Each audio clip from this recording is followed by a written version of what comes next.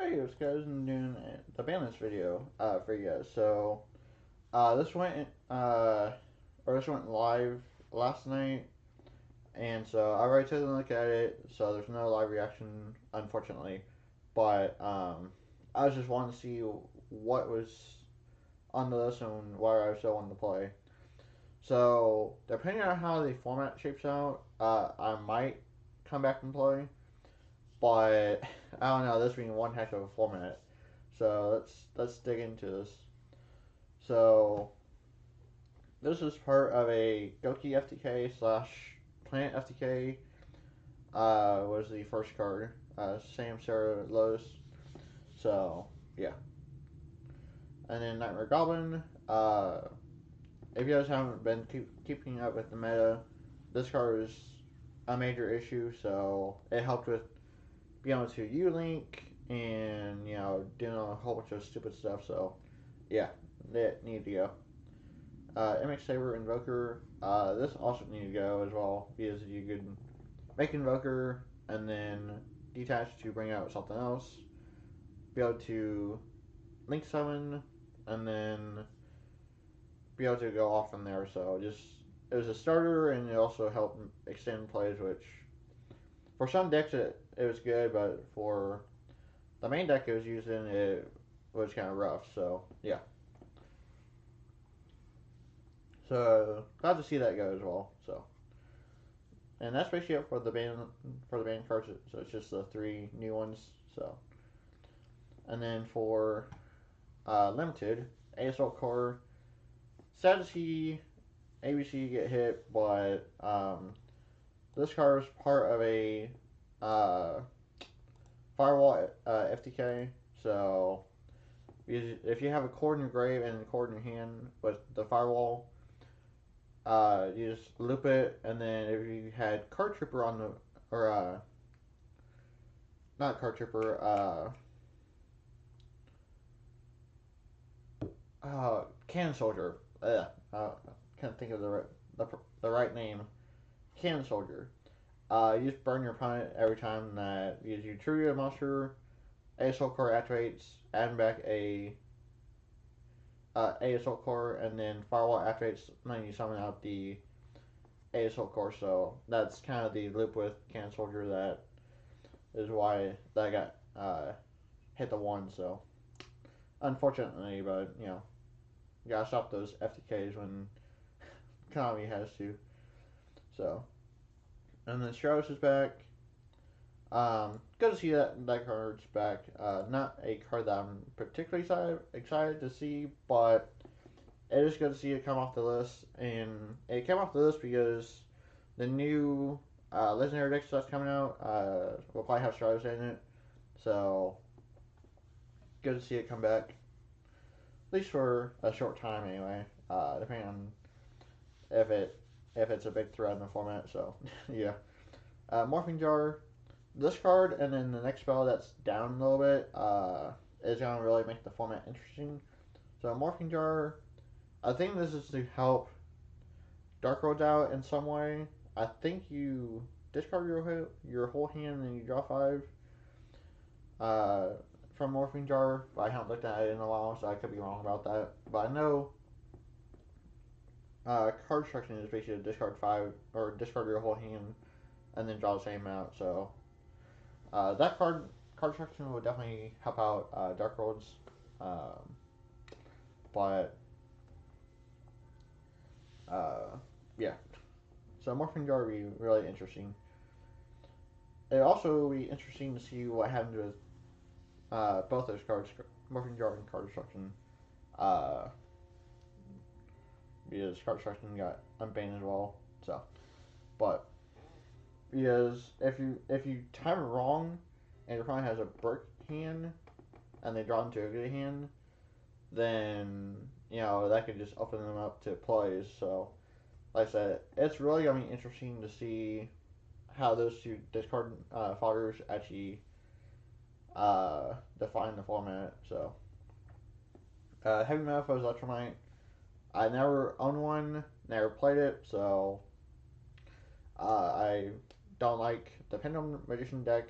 Which, no offense to you guys out there, but I just don't like it. So I faced it 4 times at one regionals, and I was just sick of it for the rest of the day. So yeah, I don't mind the Metalfoes Ultramite. I just don't like the Pendulum Magicians.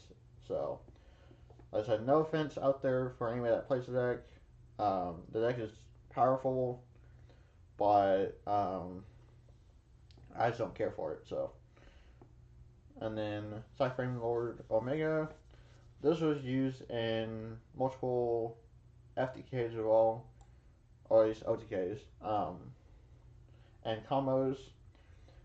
Basically, the whole concept of it was to bring out 3 Omega, rip out 3 cards out of your opponent's hand, and then the a quick spell where you discard 1 card or discard 1 monster, and then you bring back a card from the bench. I forget what that's called. I cannot remember that card from the life for the life of me. Um, I think I might have it over here in my DD different dimension reincarnation. That's what it's called. But people would be playing that, play it, and then discard, bring out 1 Omega that's been banished, banish another card, and so it was just kind of crazy. So yeah. So an Exciton Knight.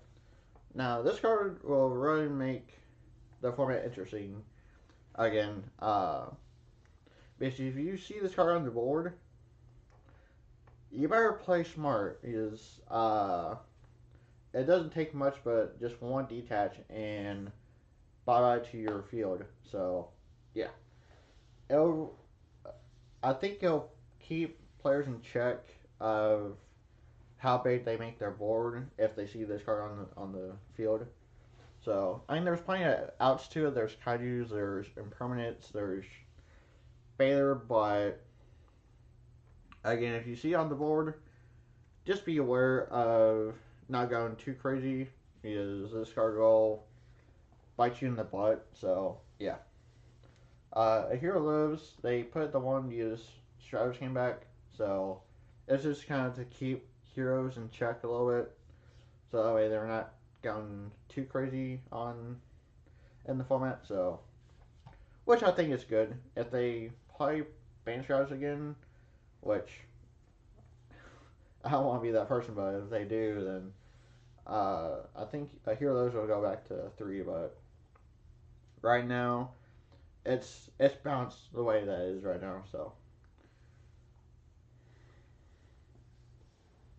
and then Horn Drones. This was part of more stupid plays because it was splashed in like every deck with engage. So glad to see this go down to 1. The deck is so viable, the Sky Strikers, on its own, but being splashable now is kind of it's not quite as good now. So Super Poly. I'm glad to see this come off the Banlist, but I'm not looking forward to it with the next set that's coming out. Soul Fusion with the new Thunder Dragons. So that'd be really rough format when those come out. So because Thunder Dragons, for anybody that doesn't know, it's basically 3,000, 3,500 B6, something along that range. And being able to negate stuff and not being able to be destroyed by Battle by card effects is really kind of stupid. I mean, they had the banish of Thunder Dragon in order to protect themselves, but yeah, it's just not going to be very much fun when that comes out. So Dutch Destroyer, I wasn't happy to see this come to, but you know I kind of get it. Cosmos need a little bump, so I mean, yeah, I get it, but it's like that doesn't put a good feeling in my head when I see that. So just because of I remember when this card was at 3 and it was not much fun either. So yeah, Hollow by Grave to 2. This is actually completely understandable why they put this to 2 because if you guys have been looking at or watching the format, like the live duels and all that, it has been very exciting. But for anybody that has like Ash Blossom or Ogre during those duels, the opponent the opponent usually been Goku players have always had Call by the Grave in their hand, and it's like, oh, you want to search Ash? Nope.